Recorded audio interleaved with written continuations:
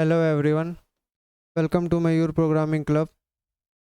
Today we will be solving another daily LeetCode problem, and the problem's name is minimum number of operations to make array XOR equal to k. So you will be given an array which will be 0 indexed, and you will also be given a positive integer k. Okay, and all the elements in this particular array will be positive.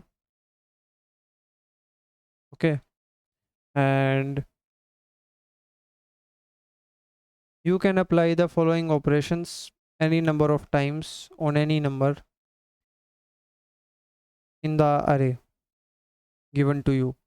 You can pick any element or any number in the array and flip the bit in its binary representation. A single bit can be flipped in a single operation.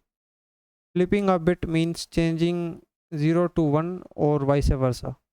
Okay, so till now let's see what problem statement is telling us. Okay, so what you will be given is, first of all, you will be given an array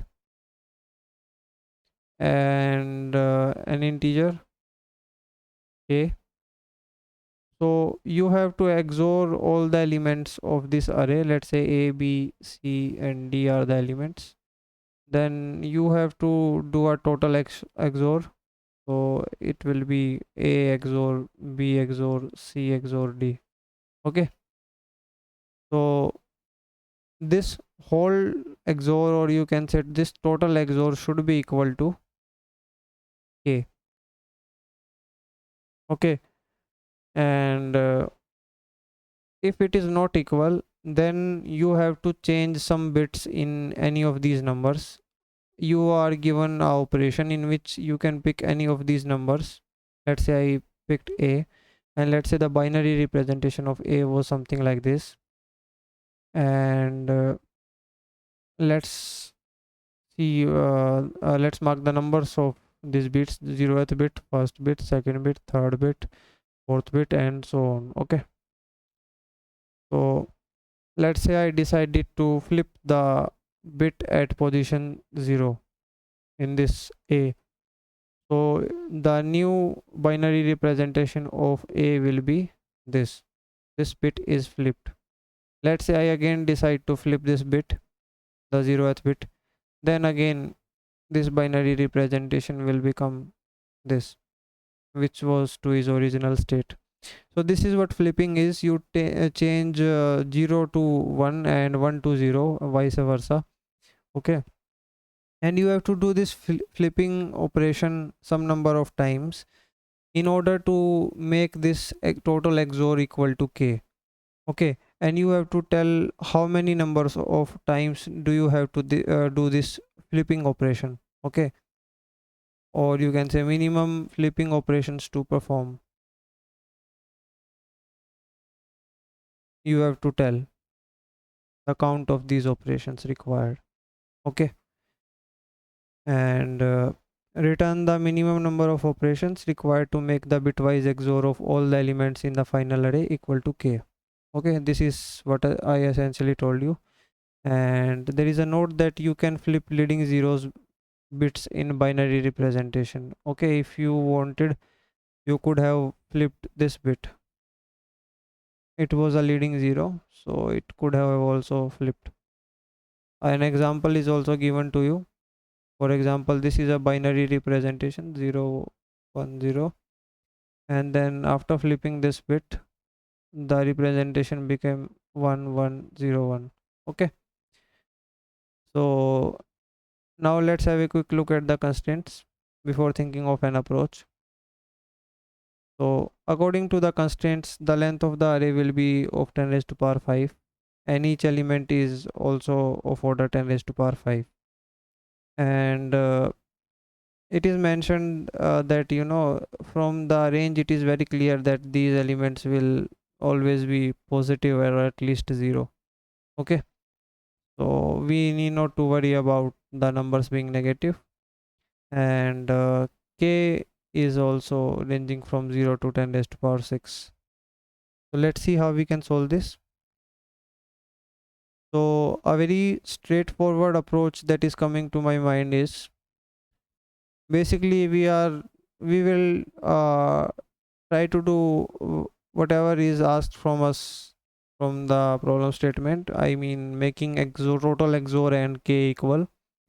Okay, so first of all we will find out total XOR by running a loop over this array, linear loop from left to right. Okay, then once we have total XOR value, we will check each bit position from 0th bit position to 31st bit position.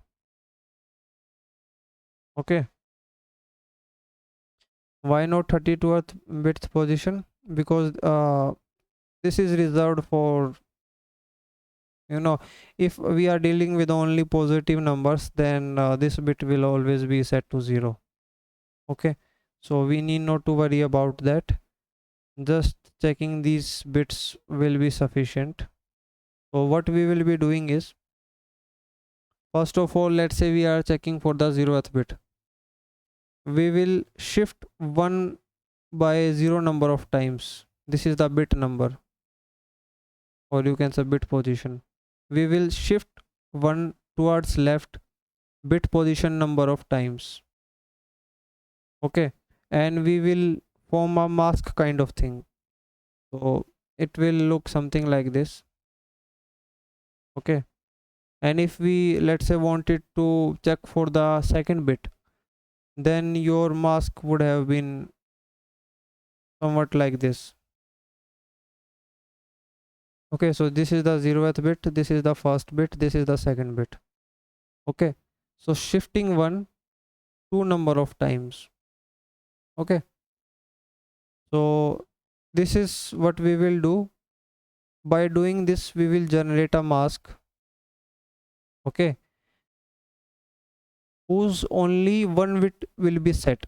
Okay, and that will be the bit whose bit position we are checking, and we will see the differences between k and total XOR in every bit positions from in within this range. Okay, so let's say value of k would have been 0 1 0 1, and let's say value of total XOR would have been 1 1 0 0. Okay, so we were required to count the number of mismatches in bit positions. Okay, so we will be comparing these bit positions and we will be counting the number of mismatch. So this is matching, we are fine. This is not matching, we are incrementing the number of operations required, because you can set this unset or set this bit position in any of the numbers that will require you only one operation. So number of operations required will be increased. So this was same, no issue, no worries, and this was not same, so again increasing the number of operations. So the number of operations required will be because of these two bits. Okay, so number of operations required is 2. So this is the whole logic, and let's have a quick look at the implementation. If things are still not clear to you, they will be clear there. Okay, let me zoom out a little bit. So this is the whole implementation. First of all, we are finding the XOR of the whole array. Then we are initializing a variable ops required to 0. This is what we will be returning. Then for every bit from 0 to 31st position, we are forming a marks and checking whether there is any difference, bit difference in that bit position. If this is so, then we are increasing our operations required, and at last we will be returning our operations required. Okay, so this is the whole solution, and this is how things will be working out. And as far as time and space complexities are concerned here,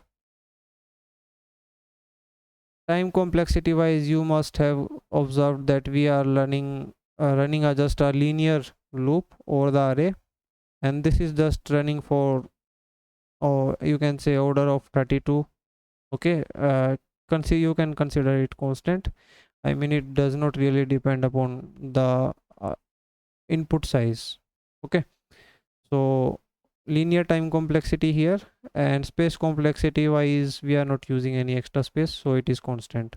Okay, these are the complexities, and if you are still having any doubts or any queries in general, then please feel free to ask them in the comment section.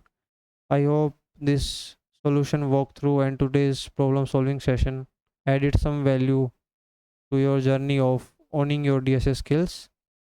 Till then, keep solving problems and keep practicing. I will see you in the next video. Thank you for watching.